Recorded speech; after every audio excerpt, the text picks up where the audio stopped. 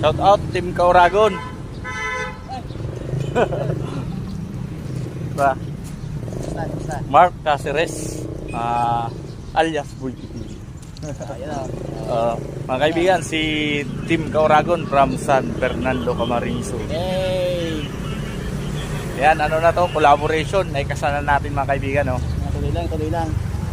Yan. Sa wakas, meron na tayong kakulab at may katulong na tayo sa pag-content dito sa Bicol.